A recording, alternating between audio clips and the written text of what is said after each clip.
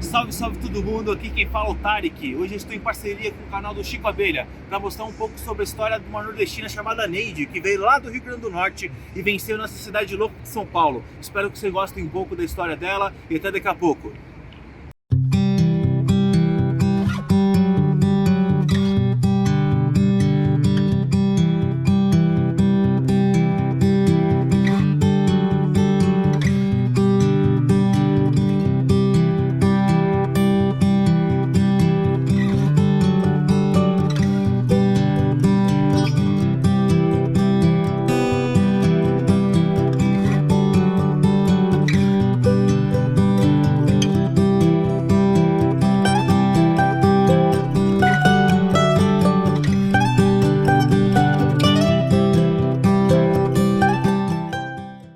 Hoje a gente está aqui com a Neide. Neide, fala um pouquinho de você. Qual é o seu nome? Rosineide Dias da Silva. Você nasceu onde, Rosineide? Eu nasci na cidade do Sertão, do Rio Grande do Norte, Frutuoso Gomes. Que ano que foi? Em agosto de 1961. 61. Me conta um pouquinho da sua história, como que era lá, como que era a cidade. Você teve irmãos, tem irmãos?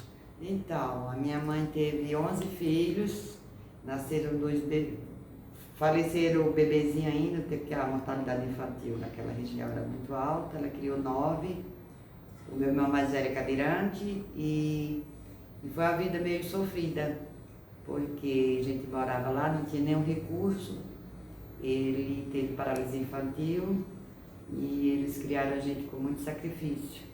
A gente morava lá nesse sertão, meu pai era agricultor, mas também fazia os bicos dele, açougueiro, e trabalhava na roça, vida muito sacrificada, mas enfim, deu certo, sou muito grata a eles.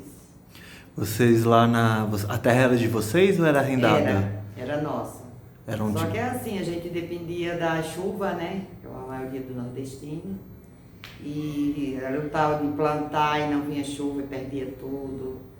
Quando tinha aquelas secas e vinha aquelas ajudas lá do governo federal para eles trabalharem de emergência, né?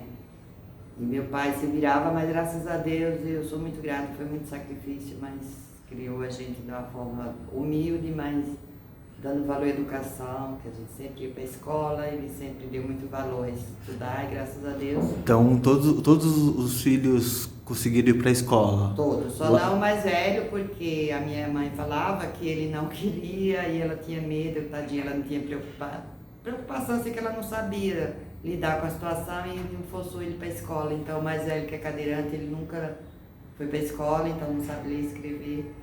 Sim. Mas era a forma de proteger, mas a gente nem... Ela foi fazendo papel de mãe, proteger. Sim, mas protegendo o restante, filho. Todos foram para a escola, aprenderam a ler e escrever. E depois, uns foram até o antigo segundo grau, mas comparando muitas famílias lá, que o pai preferia que o filho fosse para a roça em vez de ir para a escola, graças a Deus o meu pai, apesar de ser analfabeto, ele dava valor. E dos seus filhos, vocês chegaram a trabalhar com seu pai e sua mãe na roça? Chegamos. Eu não tanto, os mais velhos, mas eu lembro ainda de catar algodão, feijão, milho, quando tinha safra, né?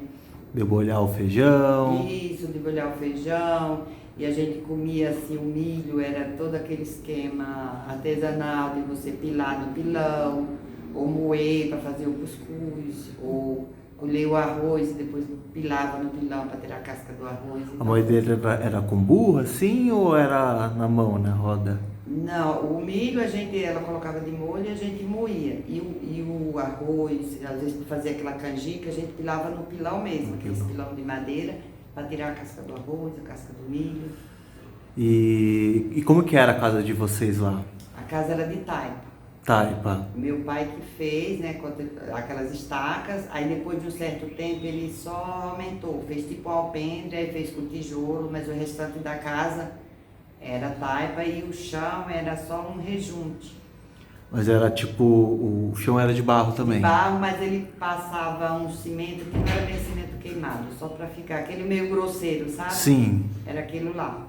E iluminação não tinha, né? Que era a base de lamparina. Lamparina, querosene. A gente acordava de madrugada para estudar, naquela lamparina, e ficava torcendo para não ter vento, que às vezes ficava ruim, apagava a lamparina. Mas sim, saudade. Saudades, né? Dá saudade.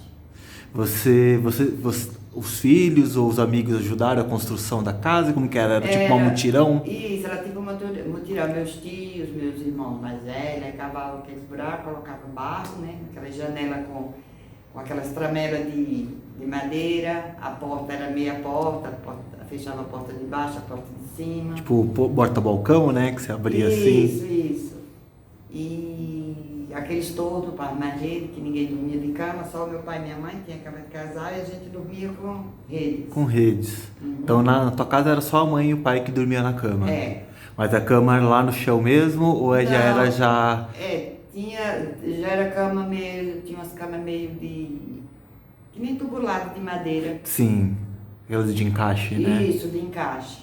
E vocês, os irmãos todos ficavam na rede? Na rede. E o frio à noite? Não, até porque lá é calor, né? Então era até fresquinho. E quando vinha frio, minha mãe cortava aquelas redes e fazia uns lençóis mais grossos, mais quentinhos, né? E vocês lá, quando vocês eram criança, como que vocês se vestiam? A roupa era sua mãe que fazia? A maioria minha mãe que fazia. Ela tinha uma tia minha também que costurava aquelas maquininhas à mão. Às vezes quando não estava tão difícil as coisas, meu pai ia lá na venda, comprava uns tecidos, a roupa da missa. Mas no dia a dia, a maioria, meus irmãos mesmo, era aquelas roupas de saco. Saco de açúcar? Saco de açúcar, era aquele saco. E havaiana, sapato ninguém. Ninguém tinha sapato? Ninguém tinha sapato. Nem o pai nem a mãe? Nem pai nem mãe, era só havaiana, né? E na missa? Na missa, aí às vezes, a gente, quando era de missa, a gente ia pro rio, lavava bem aquelas havaianas para ir pra missa limpinha. E a missa era todo domingo? Não, às vezes era sábado? uma vez por mês, de 2 em 2 meses, a gente ia pra missa. Bom, e era isso. Sapato, eu acho que eu lembro. A primeira vez que eu pus, se não era havaiana, acho que eu tinha uns 12 anos. Era na época de tamanco, né? Que usava aqueles tamancos. Minha mãe falou, nossa, era minha... Foi um sonho? Foi um sonho. E aí todos os irmãos ganharam? Não, acho que meus irmãos, eles já estavam começando, eles já tinham mais adultos, aí eles às vezes, além de trabalhar com meu pai, eles trabalhavam com outras pessoas, com outros agricultores, aí ganhavam dinheirinho, aí quando era a época da festa da padroeira, aí eles já tinham um sapato, já compravam aquelas roupas melhorzinhas para ir para a festa do padroeiro. E vocês tinham banheiro lá? Como que era? Não, o banheiro era um mato mesmo. Aí às vezes meu pai, assim, para tomar banho, meu pai fazia aquelas, chama latada, né? O que seria latada? É aquelas estacas e colocava palha de coqueiro para fazer tipo uma casinha, né? Sim. Mas como a gente morava perto de um açude, quando tinha água, todo mundo tomava banho lá no açude. Dia de manhã tomava banho. E quando não tinha água, eu lembro que a gente usava aqueles potes de barro.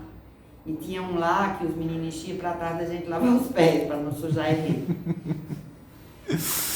E me conta um pouco mais assim, você ficou no sertão até quantos anos? Acho que até uns 19. Ah, você ficou um bom tempo só. 19, depois nós mudamos para a cidade. Também é um povoado que lá tem 5.000 habitantes, essa cidade, que a gente falava que só era morar na cidade. Mas lá pelo menos já tinha luz elétrica, a gente já, né? E todo mundo foi? Pai, mãe, todo mundo? Nisso já tinha vindo, que era o 9, né? Era o 9, o mais velho é paralítico. Aí quando fazia 18 anos, aí aquela velha história, vinha para São Paulo para mandar dinheiro para ajudar lá na... E é um de cada vez? Um de cada vez, né? Aí quando fazia 18 anos, já vinha, aí meu irmão mais velho veio, depois veio o outro que fez 18 e assim foi seguindo. Até 80. Mas vocês não vieram como retirante, porque vocês nunca precisaram, vocês nunca faltou nada lá, né? Não, faltar assim, de ficar sem comer, não. Mas quando a gente morava no sítio, era bem complicada a situação, porque tipo uma casa de 9, 10, 11 pessoas. Aí meu pai comprava, 1 quilo de açúcar, 1 quilo de feijão, e ali minha mãe fazia milagre e dividia para todo mundo. E a gente fala, fome, assim, de ficar um dia sem comer, não, mas era bem racionada a comida. Viu? Era certinho, né? Certinho, né? Não faltava, mas também não tinha... Não era com abundância. Não era com abundância. De manhã né? a gente tomava café. Quando tinha, que era a felicidade, tinha batata doce. A gente tomava muito café com batata doce de manhã. Uma delícia. E a alimentação era... E assim, a gente ainda era meio privilegiado, porque como meu pai comprava os porcos, matava os porcos, vendia, então ele salvava um pouquinho da mistura. Ah, então vocês tinham criação de animais lá. Não, teve uma época que minha mãe criava galinha, tudo. Só que assim, essa mistura era dos porcos que meu pai matava, dos cabritos. Aí aquela carne ele tirava 2 quilos, 3 quilos por semana pra gente comer. Daquele que ele comprava de uma pessoa, aí ia revender a carne, depois pagava, aí sobrava uns trocos e a mistura. Então aí seu pai, esse era o serviço de açougueiro que você falou que ele era, meus irmãos né? na roça. E fazia tipo carne na panela, guardava Isso, assim? salgava, porque não tinha geladeira, né? Carne de sol, salgava. Não tinha geladeira, então Não era tinha tudo geladeira. salgando, né? Era tudo no sal. E o que você mais sente falta de lá, Neide? Eu acho que era a liberdade, você dormir com as portas abertas, sabe? Quando tava calor, deixava as portas abertas. Brincadeira de infância, sabe? A gente brincar de roda quando a lua... Nossa, era felicidade quando a lua tá. A gente falava assim, a lua hoje tá clara. Aí juntava meus primos, que era 3 casas seguidas, 3 irmãos. Então era uma família grande ali no... No entorno, aquelas 3 casas seguidas, aí à noite, os adultos iam desbuiar feijão quando tinha, a gente ia brincar de roda.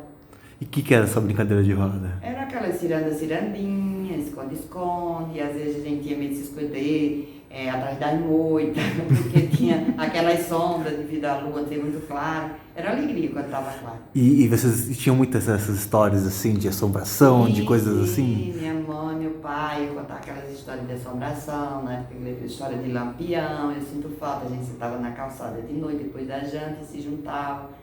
Aí eu contar aquelas histórias de assombração, de casa mal assombrada que eles falavam, do Saci, essas coisas. Tinha muita história do Saci, Tinha muita né? história.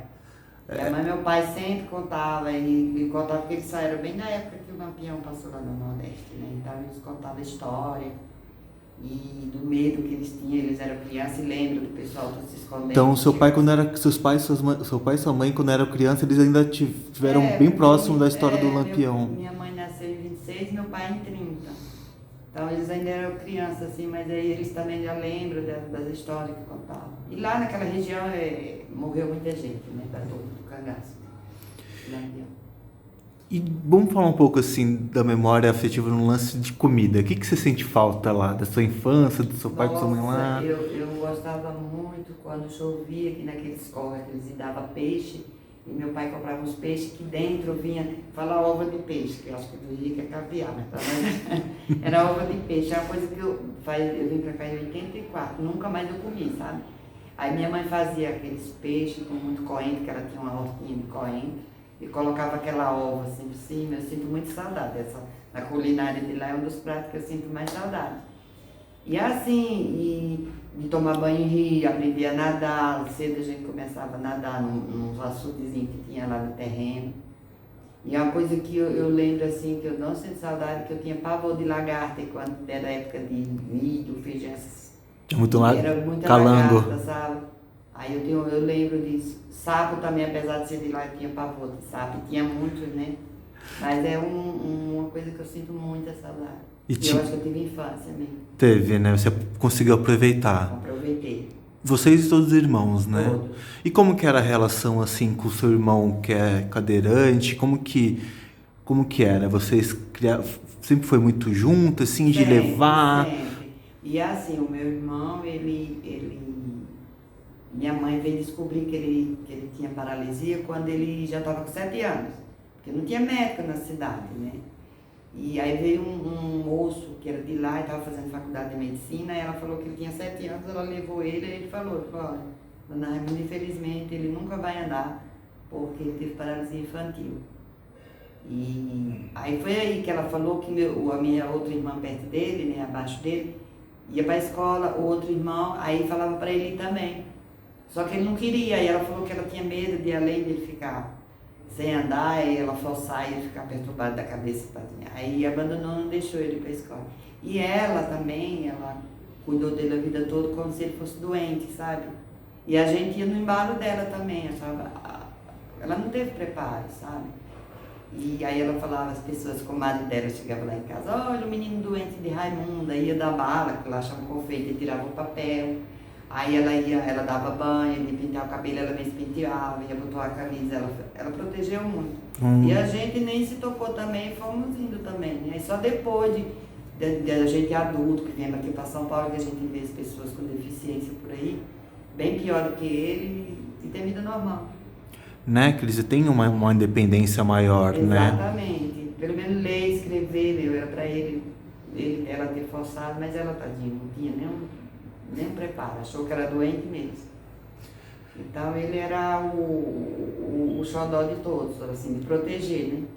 E cadeira de roda ele teve com 17 anos. Para onde a gente ia, levava ele, às vezes... 10 anos depois que foi diagnosticado. Ele não tinha condições, aí um político lá, minha mãe foi lá na cidade, aí pediu uma cadeira de roda, aí foi a primeira vez, acho que ele já tinha 17 anos.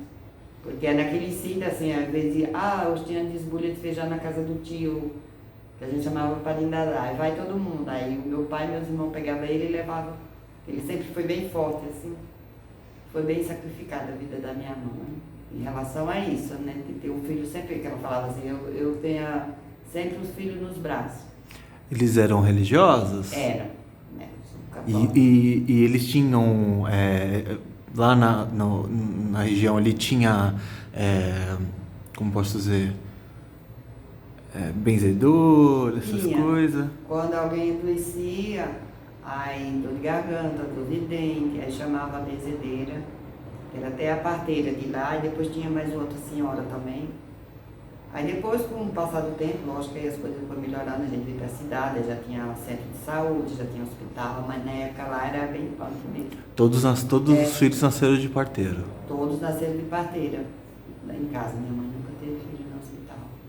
E da casa, assim, voltando um pouco mais aí, que você falou que seu pai que construiu a casa, assim, de Taiba, o que você sente falta daquilo ali? Como que era a sensação? Eu lembro que era assim, na sala, não tinha móveis nenhum. Eu lembro que lá nesse alpendre tinha cadeira que o meu irmão ficava o dia sentado, vendo o pessoal passar na estrada, né? Aí na sala tinha acho que 6 tamboretes, que eram aqueles banquinhos de madeira com o assento de couro.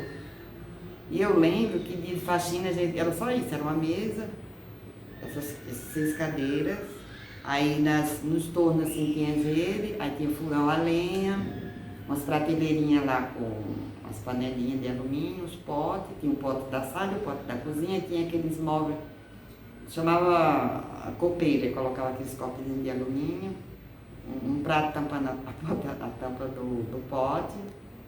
E assim, quando era época de seca mesmo, a gente passava muita dificuldade de água. Meus irmãos iam buscar no açude muito longe, naquele jumento lá, naquele jegue com aqueles, chama coreta. O que é coreta? A coreta é tipo, como se fosse, um depósito, como é que eu falo?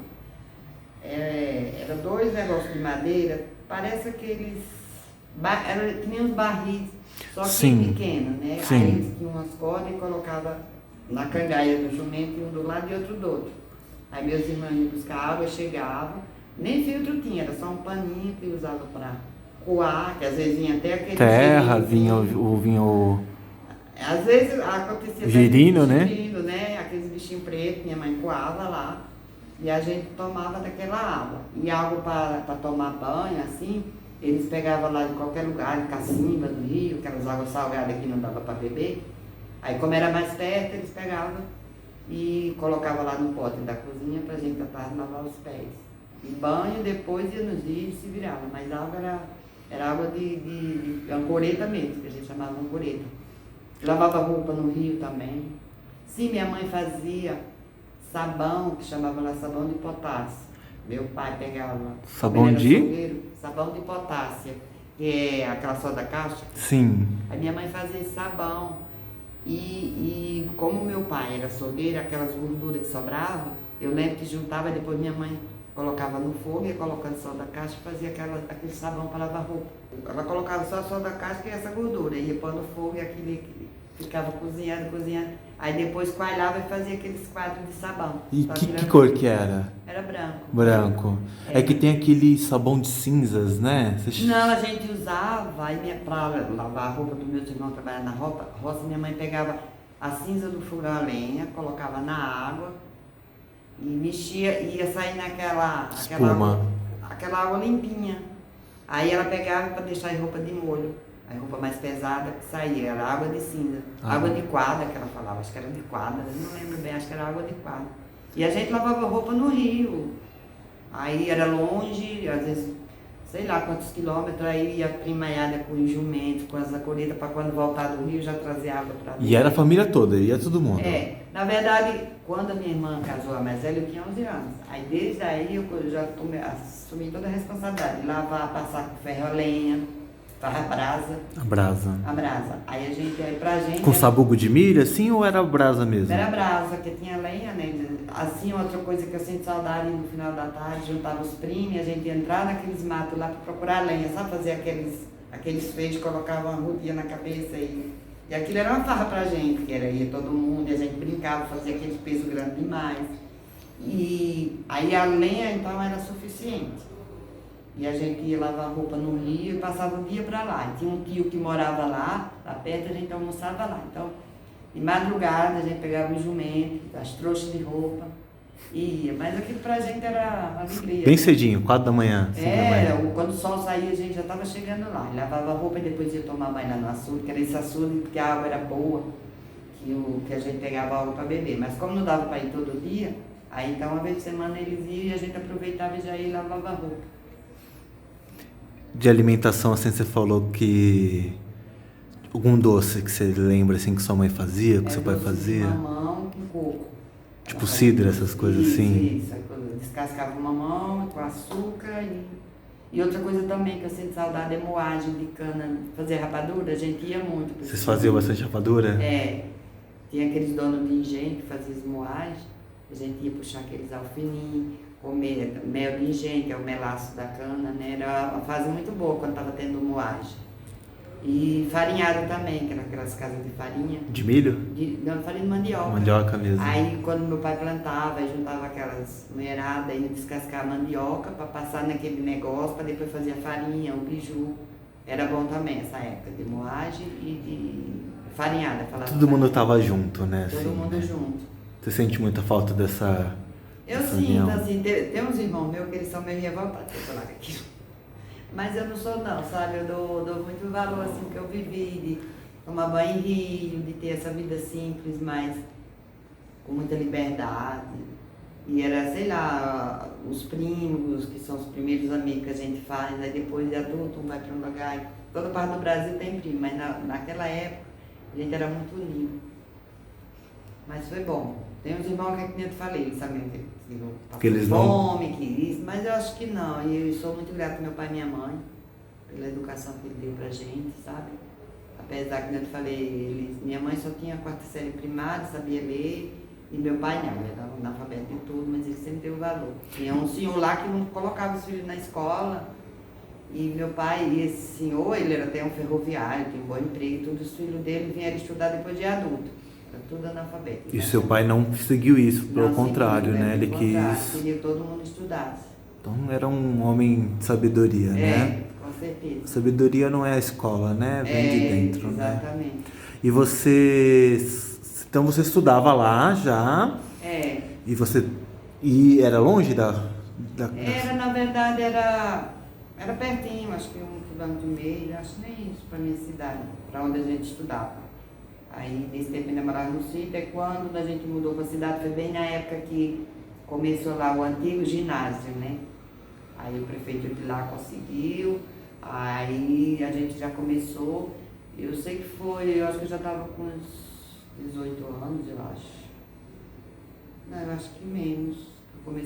Quando eu comecei a estudar o ginásio, eu ainda morava lá no sítio. A gente foi estudando, aí parou, não tinha mais o 2º grau, aí a maioria não tinha como estudar fora, né, para fazer o antigo 2º grau. Aí, nisso, meus irmãos já tinham uns 3 ou 4 aqui em São Paulo. Já tinham vindo os primeiros para cá. Os primeiros já estavam aqui. Aí os outros foi seguindo, eles mandavam um dinheirinho lá para ajudar na despesa. Aí quando foi em 84, já tinha... É tanta gente. Já tinha 3 aqui. Aí resolveram, foi até um menor. Veio o mais novo, veio, não tinha 18 ainda, acho que tinha 16 para 17 anos. Aí minha mãe teve um problema de saúde, teve câncer, aí fez uma cirurgia. Aí eles falaram, vamos para São Paulo, vem todo mundo. Aí sei que agitaram, eu sei que da última remessa veio meu pai. Aí eu vim com minha mãe, quando ela teve problema de saúde, e lá ficou meu pai, minha irmã e meu irmão cadeirante. Sim. E os meninos começaram a procurar casa para alugar, para vir todo mundo, né? Aí lá ficou só a minha irmã, que era mais velha, que era professora, ainda não tinha se aposentado, ela ficou lá. E veio todo mundo em 84, aqui para São Paulo. Aí, graças a Deus, minha mãe ficou boa, se recuperou, ficou boa. Ela fez cirurgia em São Paulo? Fez cirurgia. Não, na verdade ela fez lá, tiraram o útero, né? Mas mesmo assim a gente ainda ficou com preocupação. Aí ela veio, aí graças a Deus ficou boa, isso em 84.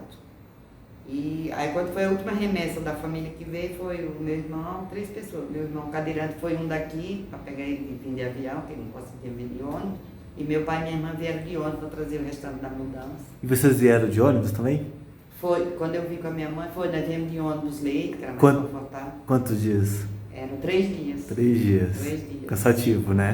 Muito cansativo. E como foi a sensação de você sair 18 anos, sendo super nova, e falar, agora eu vou pra uma cidade gigante que eu não conheço? Pois é, assim, o que a gente tinha mais segurança, porque meus irmãos já estavam mais estabelecidos, e a gente sabia que podia contar com eles. E foi o que aconteceu. Quando eles chegaram, eu e minha mãe, a gente já estava lá, morando lá no Jaçanã. Zona Norte de São Paulo. É. Aí eles chegaram e aos pouquinhos muita gente ajudou e fomos montando a casinha e ficou todo mundo junto de novo. Ficou 7 ainda, acho que foi, porque eles ainda eram solteiros. Foi. Aí graças a Deus, e assim, eu pensava muito em estudar, sabe? Porque quando eu vim de lá, eu e mais 2 irmãos, a gente parou não, pegamos uma transferência para continuar estudando aqui no 3º colegial. Só que aí nós começamos a trabalhar e a gente acostumado numa cidade que era muito corrido trabalhar e estudar. Aí foi indo que todo mundo parou no 3º colegial. Aí quando foi em 2009, eu peguei e falei, o quê? 2º grau incompleto, aí eu fiz um supletivo. E graças a Deus eu completei o... Em 2009 você fez um supletivo? Foi. Que lindo isso. Aí eu falei, o quê? Vou estudar. Ainda tentei ProUni, fazer faculdade de História, que é meu sonho. Mas até agora, mas não morreu não. A hora, quem sabe... Então eu vou aproveitar já para fazer essa pergunta assim. Vou voltar um pouquinho antes. Você, com 18 anos, veio aqui para São Paulo, aconteceu tudo isso. Assim, qual foi a sua primeira sensação quando você viu essa cidade grande, essa loucura? Você vê que eu já tinha morado aqui 1 ano e 4 meses. Eu tinha morado na casa dele, eu tinha vindo passar uma temporada aqui. Fiquei 1 ano e 4 meses e voltei para lá em 80. Então eu já tinha uma base mais ou menos aqui, né? Mas assim, a gente vem, né, que nem todo mundo, com sonhos, né? E qual foi o seu sonho quando você veio para cá? Qual que era a ideia? Eu pensava assim, quando chegar lá, o que tiver de curso, eu vou fazer, né? Acabou que não, comecei a trabalhar e aquilo, você sabe como é, correria, né? Fui deixando para lá e nem o 2º grau dava para eu terminar. Aí quando foi em 2009, eu falei, o quê? Eu vou terminar. Aí terminei ainda. Mas você sempre teve esse ímpeto do estudo, né? Do estudo, sempre. Aí eu sei que teve em 84, aí todo mundo começou a trabalhar, meu irmão pôs um barzinho perto de casa, minha mãe ajudava. E graças a Deus, aí as coisas foi variaram, andando. né? Qual foi o seu primeiro trabalho aqui em São Paulo? Eu trabalhei no supermercado, na padaria, lá no Jaçanã Mesa, em frente de casa. Trabalhei 6 meses. Aí depois eu saí, fui trabalhar na Tecelagem Cinerama, lá em Santana. Cinerama, bem Você lembra? Ali na Dr. César, não é? Na Dr. César. Sim. Eu e minha irmã trabalhou 4 anos e eu acho que trabalhei 8 meses. Só que acontece, os meus irmãos, o primeiro que veio, ele trabalhou numa fábrica de relógio na época, e depois, eu acho que 70 e pouco, 79, por aí, 77, eu acho que ele começou a trabalhar com livros. O livro de uma editora, Gustavo Gili, que tinha representação aqui em São Paulo, ele foi conseguir através de um amigo. Aí o que aconteceu, ele foi fazendo carreira. Ele era livro especializado em arquitetura e urbanismo. Aí ele levou meu segundo irmão, levou o terceiro, levou o quarto. Enfim, na década de 90, todo mundo da família trabalhava com isso, no ramo de livreiro. Toda a faculdade de arquitetura e urbanismo quem se formou conhece algum de nós. Porque os livros eram impressos lá com vocês. A gente vendia, montava a banquinha nas faculdades. Sim. Aí tinha na Belas Artes, meu irmão Sueldo, aqui na Pinacoteca, quando era Belas Artes aqui. Quando eu tinha aula na Pinacoteca, que agora não só tem agora a sala de estudo, né? Que a Belas Artes era ali. Eu fiquei 25 anos na São Judas, aqui na Moca. Na Moca. Tem um na FAO. Na FAO continua até hoje. Aí depois de uns anos pra cá com a internet, aí foi todo mundo saindo do ramo, mas ainda tem um, que ainda tem uma livraria lá na FAO e faz feira de livro. A internet realmente mudou bastante esse mundo do impresso, né?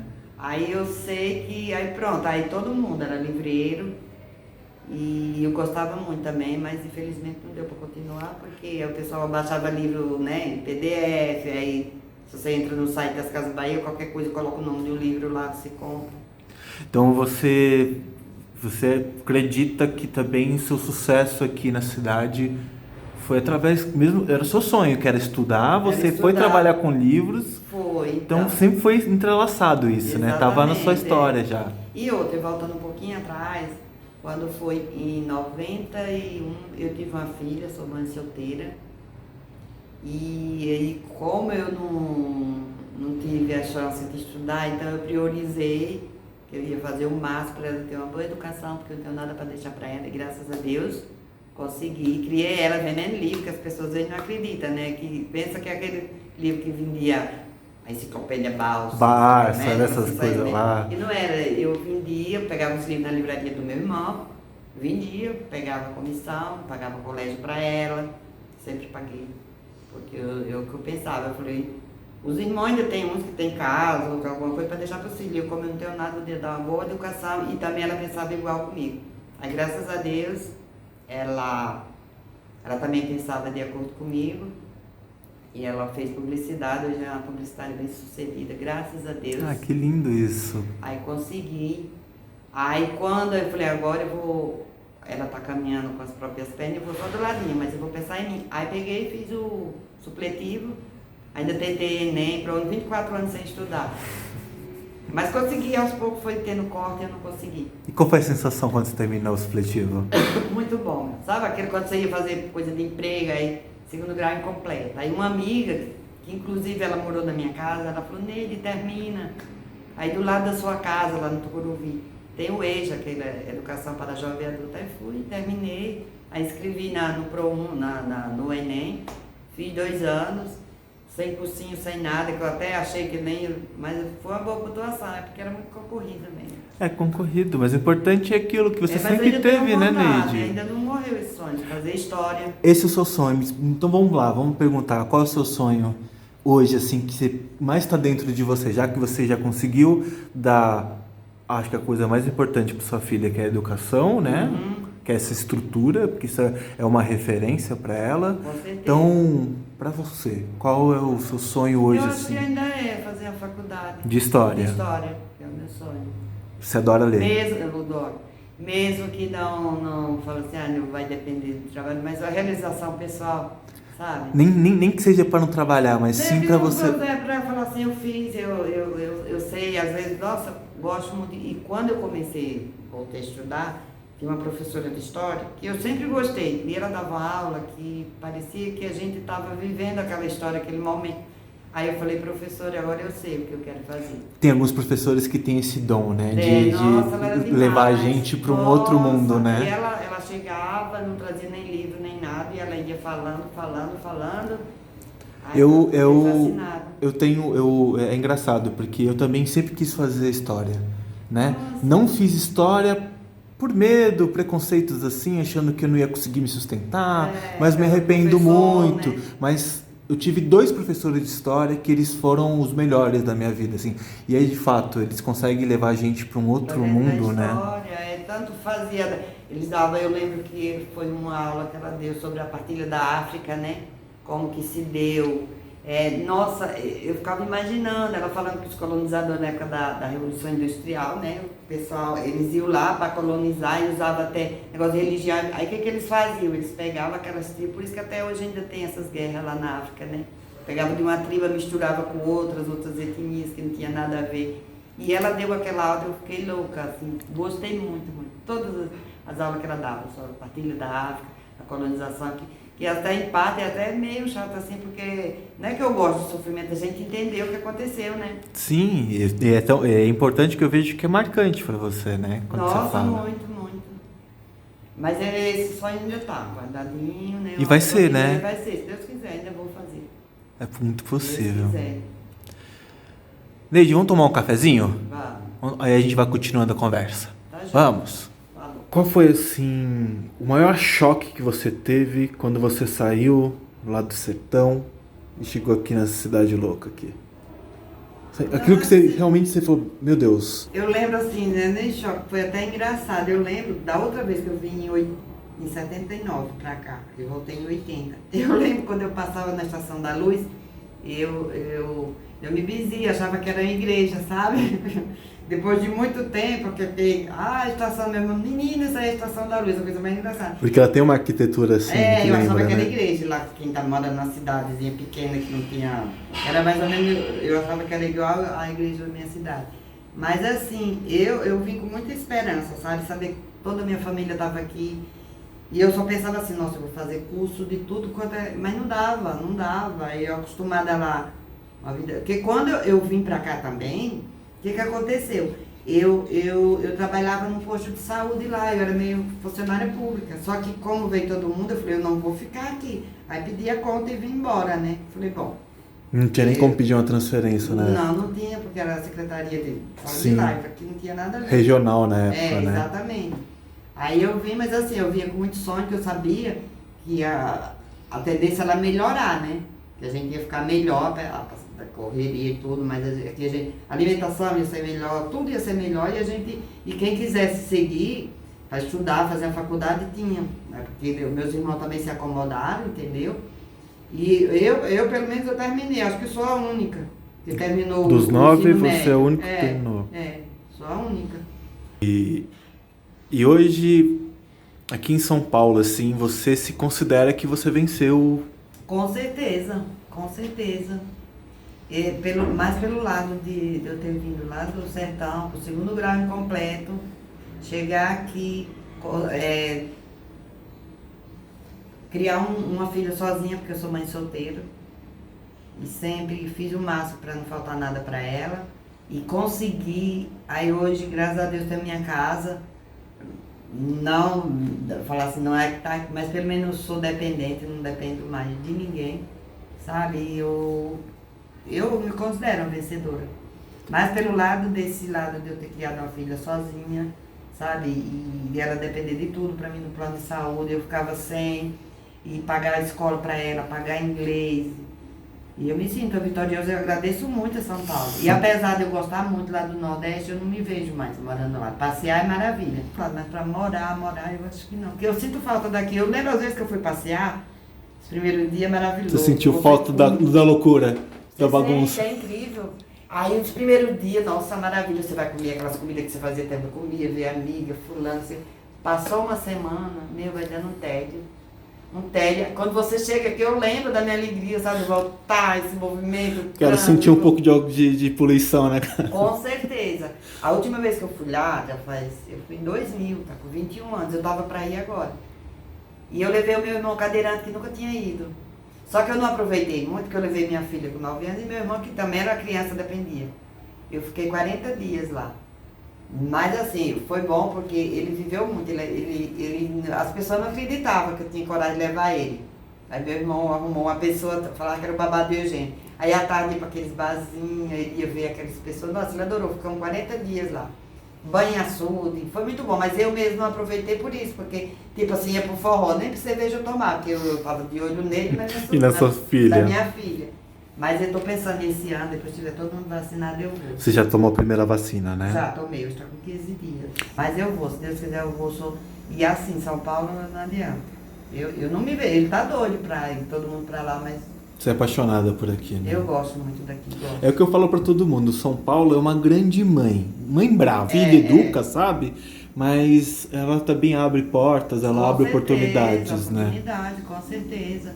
E às vezes eu tenho dó que lá na minha terra ainda existe aquelas pessoas que moram no sítio que às vezes nem uma cidade maior vai, sabe? A pessoa não tem, é só aquele mundinho, muita gente que nem... O meu pai e minha mãe ainda vieram pra cá, mas tem aqueles parentes, aqueles tios, aqueles primos que viviam ali naquele sítiozinho, vai na cidade, volta, sabe? É aquele mundinho, eu tenho dó, assim, sabe? Porque viveram, não tiveram chance de sair. E nem quando eu morava lá, é tanto Natal, que é a capital do meu estado, eu só conheço a rodoviária e o aeroporto. Porque na minha época, para você ir na capital, só se você fosse no médico e estava desenganado, leva para a capital. Graças a Deus não foi o caso. Era só no extremo mesmo. No extremo. E a gente... Uma dor de cabeça e não podia ir pro médico. Não.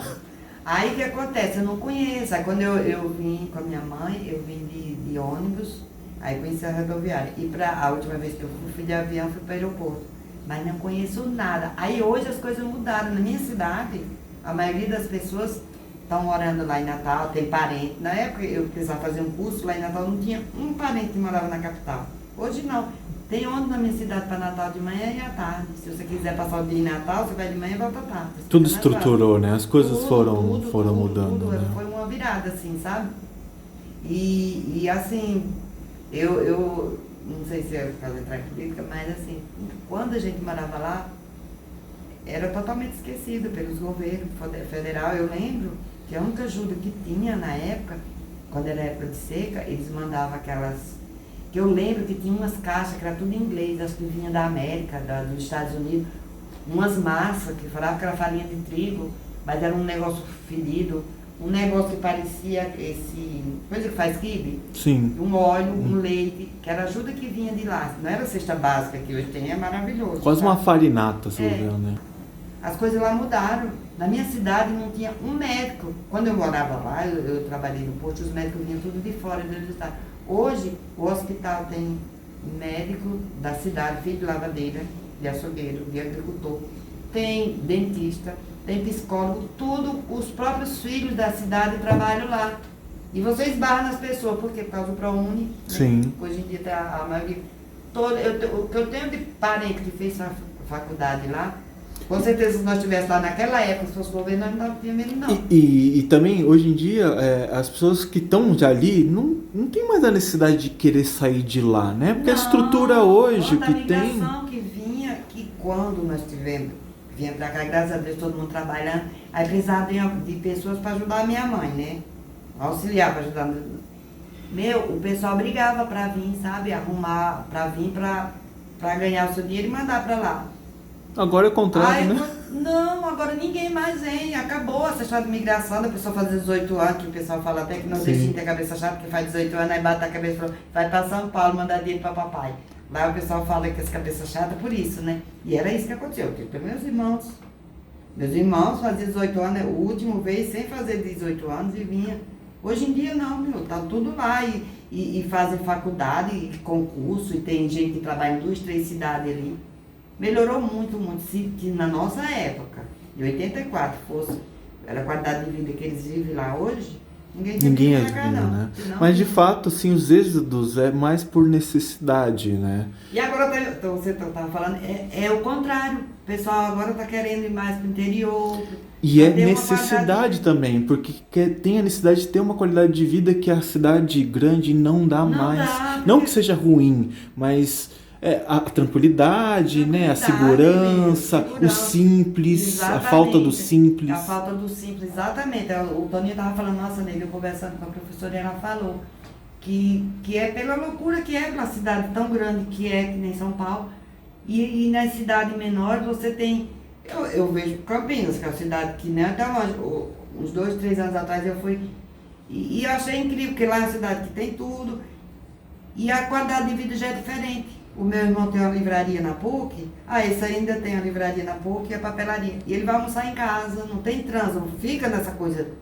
Se você sair daqui para o Tucuruvi agora, quanto tempo se for de carro trânsito? Ainda bem que tem um lado do metrô que vai mais rápido, mas você perde tempo mesmo. E aqui em São Paulo, se for vendo, hoje você faz o quê? Um ditado falar assim, Quem fez em São Paulo. Quem não fez também não vai fazer mais. Por causa dessa loucura. Não, eu acho que para morar lá não, passear. Mas mesmo assim, com tudo isso, eu ainda acho que eu não acostumo. Você acostumou já aqui, né? Já me acostumei. É difícil, né, É sair. difícil. Eu lembro mesmo, eu falei assim, nossa, você tá triste quando eu tava passeando lá, né? Tá quieta, mas já pensando, sabe? Dava um tédio. Meio-dia você olhava assim, não tinha ninguém na rua, à noite também não. Você já tinha visto, eu falei, não, vou. Eu lembro quando eu cheguei aqui no aeroporto, nossa, eu cheguei a ver as luzes, a imensidão de São Paulo, eu falei, tô em casa. Mas você falou uma coisa da lua. Aqui em São Paulo, você consegue ter Não, isso, às né? vezes, eu fico vendo ali, que quando eu estava morando na casa da Viviane, eu dormia assim na janela e às vezes ela batia bem em cima da minha cama. Aqui não dá. O que eu admiro lá, parece que o céu é mais baixo. Parece, né? Porque parece que as nuvens são mais espessas, não tem tão poluição. Você vê, e o céu eu falo que o céu é baixo porque as estrelas aparecem mais. Fica mais perto, né? Mais perto. E eu tenho uma coisa, quando eu vejo, nossa. Aí outro dia eu tava vendo ela, eu até pedi pro menino tirar a foto, mas nem ficou boa. Porque eu tenho um negócio com a lua, acho que esse negócio da memória de fósforo, que eu ficava muito feliz quando eu via aquela claridade, que era sinal que ia ter festa, como é, brincadeira de roda, brincar de esconde-esconde. Era muito bom. Aqui em São Paulo, você ainda faz tipo, alguma coisa que seja cultural? Sua alimentação, comida que você gosta de... Cuscuz, pirão de costela de boi, galinha caipira, eu gosto. Arroz de leite, que é o arroz doce que vocês fazem aqui, põe açúcar, a gente cozinha o arroz com leite e sal, para comer como arroz normal. Faço sempre coentro, que lá é coentro, cuscuz, farinha de mandioca, não falta. Lá eles comiam o capitão? Capitão? É, que é aquele feijão com a farinha e temperinho, faz um bolinho. O bolinho, minha mãe falava macaquinho. Mas só que assim, era feijão, farinha e depois amassava e fazia aqueles bolinhos. Os bolinhos. Né? Eu sinto saudade, mas de morar assim, acho que não. E também, não, eu agradeço, sou muito agradecida aos dois de tudo, porque eu falo para os meus irmãos, a gente teve infância, porque tomar banho no rio, às vezes ir pro sítio lá das comadres da minha mãe, pegar a manga do pé, sabe, tomar banho daquele... Nossa, nós tivemos infância, brincar de roda na luz do luar, sabe? Coisas que aqui em São Paulo, que aliás, que grandes cidades é mais difícil de acontecer, né? Pelo menos nas capitais. E seus pais ainda estão vivos? Não, minha mãe faleceu em 2009. Sim. Com 83 anos, meu pai faleceu ano passado, com 92. Viveram bem, né? Viveram bastante. Agora sim, eu tinha dó deles, sabe? Assim, quando eles foram envelhecendo, porque a qualidade de vida lá para eles, a cidade pequena, eles tinham as comadres, tinham os conhecidos, sentar na calçada.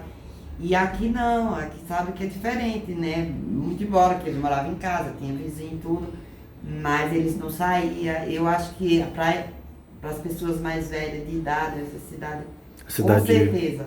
Se tá bom hoje para os mais tranquilos, imagina para a pessoa de idade morar em São Paulo, né? O que você sente assim, mais falta assim do seu pai e da sua mãe, assim, que você fala assim, isso aqui, não importa se seja aqui em São Paulo ou lá no sertão, assim, que você fala, são coisas que se eles estivessem vivos hoje aqui, eu gostaria de escutar de novo, de falar de novo. Eu acho que era só agradecimento, viu? Só agradecimento, agradecer pelo sacrifício que eles tiveram criar 9 filhos. Principalmente a minha mãe, que ela era muito paciente e tinha uma vida tão sacrificada. Todo ano quase ela estava grávida, né? Porque foram 11 filhos e 2 abortos. E ela com meu irmão deficiente. E quando eu tive minha filha, e eu morava com eles, e ela era mais paciente com a minha filha do que mesmo eu, sabe? Eu falei, meu Deus do céu, que coisa paciência, de vó, né? Coisa de vó. Porque ela criou 11 filhos. Tipo, grávida, ia pro rio lavar roupa, chegava, ia moer aquele milho para fazer a alimentação, fazer os cuscuz, pilar no pilão, muitas vezes buscar água na cabeça, sabe? E meu pai não, tudo bem que ele também trabalhava na roça, mas ele dava uns pulinhos de cerca também, tadinha, ele teve filho por fora do casamento, machismo lá e tal. E ela foi muito sofrida, assim. E era uma pessoa tão paciente, tão alma tão boa. Eu queria só agradecer mesmo a eles, os dois. E meu pai por ter essa visão de, apesar de ser analfabeto ter sempre prioridade, né, pra gente estudar. E tinha um senhor lá que falava que não ia pôr os filhos ao machismo. Porque eu lembro que no colégio tinha aqueles uniformes, aí era blusa branca e no bolso assim tinha como logo. se fosse um, como é que fala? Logo? Como fosse o logo. Aí tinha o nome, Frutuoso Gomes, que foi o fundador da cidade. O brasão da... O brasão, exatamente. Brasão. Aí tinha, eu lembro que tinha o mapa do Rio Grande do Norte e em cima Frutuoso Gomes. E esse homem, esse compadre do meu pai, ele era ferroviário, tinha uma boa condição, era dono de engenho. E ele falava que ele não ia pôr os filhos dele na escola, porque ninguém ia carregar nome de homem no peito.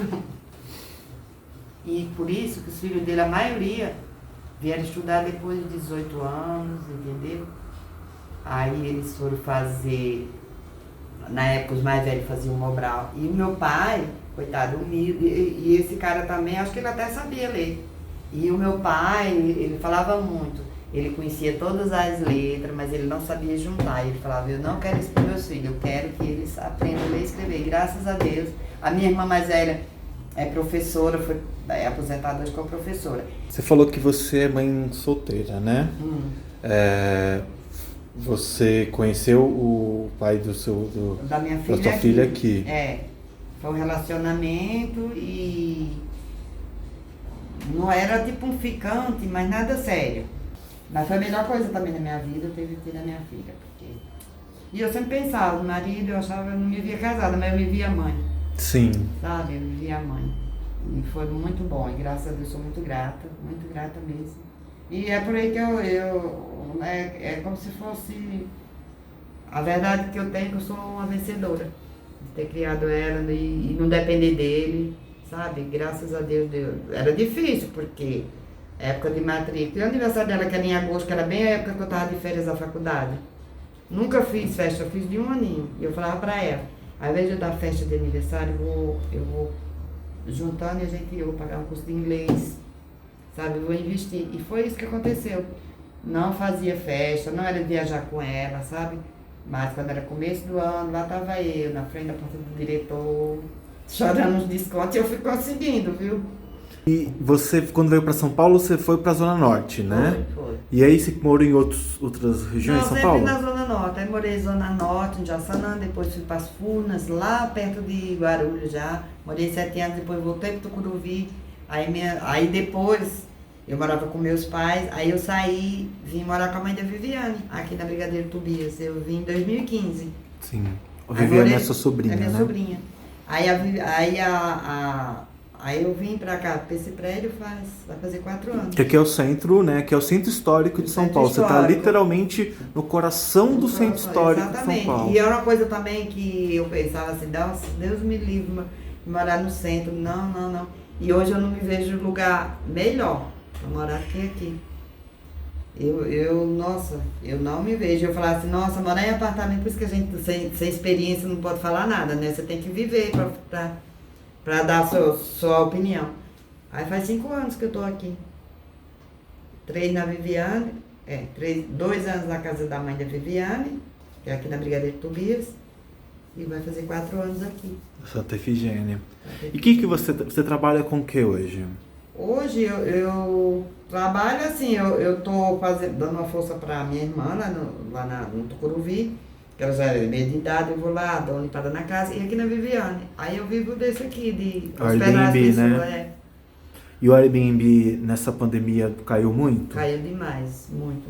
Mas graças a Deus, deu para ir segurando. Quando foi em junho do ano passado, começou a voltar. Aí veio o Eduardo, um moço que veio pelo aplicativo, e acabou ficando 6 meses. Aí depois começou a vir. E agora eu tô com mais 2, gente muito boa, graças a Deus. E eu acho que vai voltar. Vai voltar, né? E aqui é um lugar ótimo para Airbnb, né? Com certeza. Porque você está no centro, perto de tudo. As pessoas aqui, se alguém vier fazer compra, do lado da 25, né? Se vier só turistar, aqui no entorno tem 10 pontos turísticos, você sabe, a gente vai a pé, né? Exatamente. Né? Aliás, você mora em cima de um dos maiores pontos turísticos de São Paulo, que é o Viaduto Santa Efigênia. Aí, graças a Deus, aí sou muito, muito, muito grata à minha sobrinha Viviane. porque ela que me incentivou, que eu queria morar, quando eu estava procurando lugar para morar, lá pela Zona Norte. Sim. E ela, tia, vem. Aí eu vi o esquema, ela me deu muita força, eu falei, vai ser aqui. Aí sou muito grata a ela. É uma Meu coisa... xodózinho. É real, é uma coisa que eu vejo, a Viviane, a mãe dela, vocês são muito unidas, né? Graças a Deus. São 3 mulheres ali muito unidas, né? Até porque também tem histórica assim, porque o pai da Viviane, que as pessoas acham que a Saleta que é minha irmã, mas era o pai da Viviane que infelizmente em 2013 ele teve um infarto e faleceu. E assim, nós sempre, apesar dele se separar, ela é minha eterna cunhada, Saleta, é uma pessoa maravilhosa, sabe? E morei na casa dela com meu sobrinho Alex. Tem a Viviane que, nossa senhora, ela é o anjo na minha vida, com certeza, com certeza. E até por eu amo meus irmãos todos, sabe? Mas o Chico, não é porque morreu, pra você, eu nem contei nessa parte. Porque quando minha mãe colocava a gente na escola, colocava as pareinhas, companhia, né? As companheirinhas, para ir vir na escola junto. E eu e o pai da Viviane, a gente sempre foi na mesma série. Parceirinho. Parceirinho é tanto que a gente estudava quando começou lá atrás no ginásio, e eu sempre fui muito caprichosa com meus cadernos, e ele não estava nem aí para a matéria dele, aí eu copiava, ele queria estudar nos meus cadernos, e a gente brigava por causa disso. Então ele sempre foi meu parceiro, sabe? Que você copiava, ele não copiava, ele só ia estudar. Ele estudar e sujava, sabe? E eu sempre fui muito caprichosa, ele falava que eu era o borrão dele, o mata-borrão, né? E ele sempre foi meu companheiro de escola, sabe? Aí depois ele foi morar comigo, quando ele faleceu, a gente morava junto, em 2013. E não é puxando o saco do meu sobrinho, mas não sei se é por causa desse amor assim, os meus sobrinhos são, os dois eu sinto que tem um quê a mais do sobrinho, a parte do filho. Por ser desse meu irmão, que era meu companheiro, tudo. A minha filha, quando minha filha começou a ir para as matinê, ele morava junto, ele que levava nas baladas, ia buscar, sabe, se tinha algum problema na escola. Ele ia buscar, ele me ligava, Chico, eu tô aqui na faculdade. Como ele era autônomo, ele não tinha horário assim. Aí ele ia lá, pegava ela, então a gente teve uma aproximação muito grande. Eu acho que é daí que vem esse meu apego com a vida.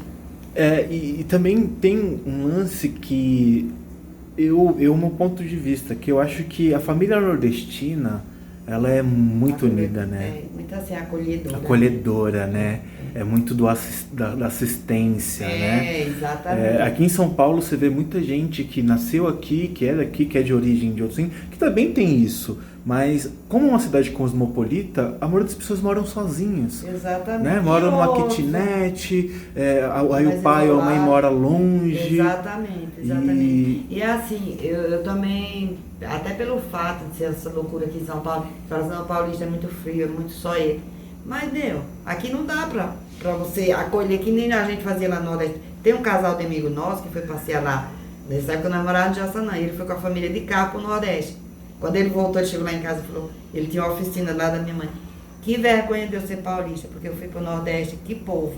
Ele falou que parava o carro nas árvores, lá ficava perto da casa, daí a pouco começava, não, vocês não vão ficar aí não, vão lá pra casa. Ele falou, nunca, sabe, a hospitalidade. A hospitalidade, né? Que aqui não dá pra fazer isso, gente. Infelizmente, né? A minha mãe, o que a gente passou de sufoco com minha mãe, as pessoas tocavam a campainha. Uma vez eu cheguei, tinha um monte de gente, uma senhora, 2 meninos comendo lá na cozinha. Mãe, pelo amor de Deus, minha filha, ela não tem cara de gente ruim, não. Sabe? Era achando que era a mesma inocência de ter. Eu falei, mãe, poderia ser que lá fora tivesse alguém com a arma e ela entrasse, sabe? E eu não culpo também, porque aqui não dá pra fazer isso. Não dá. Agora lá no Nordeste, até lá no Nordeste tá mudando muito esse negócio de violência lá, viu? Hoje é outra coisa, né? Na cidade mesmo tem assalto lá. Uma cidade desse tamanho, o pessoal lá não dorme mais com as portas abertas que nem a gente dormia. Sim. Entendeu? Essa loucura. Mas assim, o nordestino em si, ele já é esse acolhedor, né? Acolhedor, guerreiro, né? Guerreiro também, graças a Deus. Porque sair da tua terra e vir para um lugar aqui, uma cidade que é preconceituosa, né? Com certeza, Você sofreu muito preconceito quando você veio pra cá? Não, eu acho que sim, mas eu levava na brincadeira, assim, sabe? Pelo sotaque. Nunca me... Eu até levava também na brincadeira, porque... Eu não perco, eu vivi lá, eu estou vivendo mais anos, porque eu vim lá com 21 anos, né? E faz 30 e pouco, então a minha vida é maior aqui, mas eu não faço questão de manter meu sotaque, assim, só que, Mas é engraçado que quando você chega lá também, você percebe aquela voz mais cantada, sabe? Que eu acho muito bonita, eu acho bonita. E tem gente que não, fala assim, não, eu tô... Conhecido mesmo, vem aqui pra São Paulo, chega lá e fala assim, o Paulista chegou chiando, não entende mais nada. Eu não, até hoje, meu filho. Fala, Neide, assim, o que é? Minha irmã fala que eu pareço computador de tudo, às vezes ela, Neide, você lembra disso? Eu, lembro. Foi essa semana que ela perguntou se eu lembrava, de monturo. Monturo lá, ele é quintal, lixo, joga fora, joga lá no monturo. E eu lembro essas coisas e também não faço questão de esconder não, vai ser sempre monturo, tá? E você ainda utiliza algumas palavras assim que No que dia a é dia, do dia a dia com certeza, que é com culturalmente de lá. É de lá, com certeza. Não... Esse linguajar que passou agora a Juliette falando tudo, e eu outro dia falando, eu falei, eu sei tudo que é isso. E muita gente não sabe, não sabe, né? aquele negócio de basculho, no dia que o Gil falou, basculho é lixo. Na hora que ele falou basculho, que acho que nem ele sabia o que era, é lixo. Acho que ele sabia, só não quis falar, né? De repente, né? É basculho hoje. Que falasse, nossa, o Rio hoje tá cheio, tá só vindo aquele basculho. No dia que chovia muito, que enchia, vinha aquele galho, aquela enxurrada, tudo, né? falasse, cheio de basculho, a água hoje não presta, que tá cheio de basculho. Mas eu devo muito a São Paulo. Por esse fato que eu fico pensando também, se fosse outra situação, eu lá no Nordeste, como será que estava a minha vida hoje lá também, né? Como que você acha que estaria? Eu acho como a maioria das minhas amigas, com um monte de filhos. Se bem que hoje a qualidade de vida lá, meu, tá bem diferente da minha época. Só que eu acho que até chegar a esse ponto eu teria sofrido, assim. Mas assim, minha qualidade de vida lá dos últimos anos mudou muito. Pra melhor? Pra melhor, com certeza, pra melhor. Eu vejo, quando eu fui passear lá, aqueles armários lá, as casas deles são tudo arrumadinho. Não tem mais aquele negócio de comprar um quilo de açúcar, eles fazem compra de mês, os armários tudo cheio. E a estica deles, com esse negócio de internet, tudo na modinha, meu filho, eu me senti. Fui pra uma festa lá, menino do Deus, eu falei, meu Deus, e lá eles compram aquela roupa e já fica só vai vestir aquela roupa na festa, ele tem essa, né, no... Tem muito disso, né? Todo mundo chiquésimo, sabe? Eu falei, meu Deus, e hoje com a internet compra tudo, essas modinhas, tudo, quando cheguei lá, eu falei, meu Deus do céu.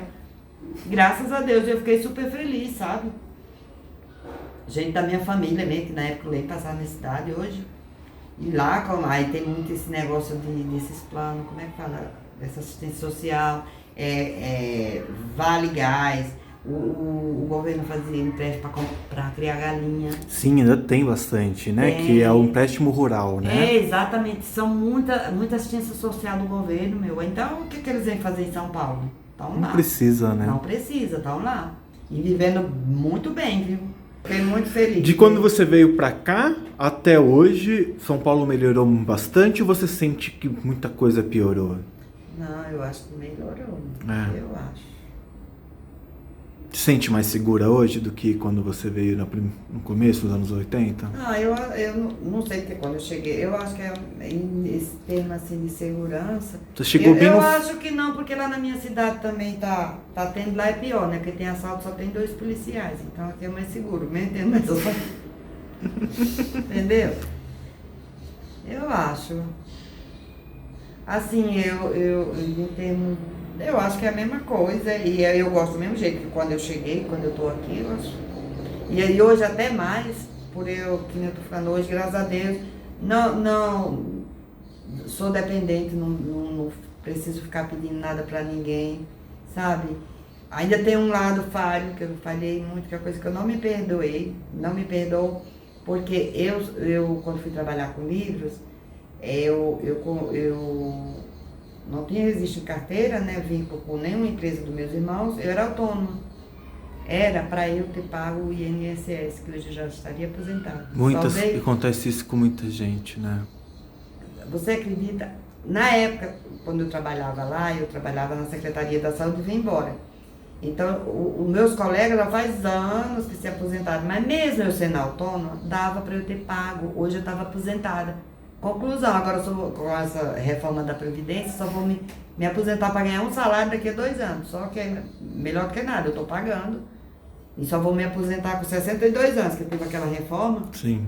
E um salário mínimo só. É a coisa que eu me cobro mais. E tinha um amigo que falava, Neide, paga. Eu falei, não. E na época, graças a Deus, não era que eu ganhava bem mais, eu estava dando para me virar, eu não pensei no futuro, sabe, futuramente, que já era para eu estar aposentada há muito tempo. E de repente até com mais do que um salário, né?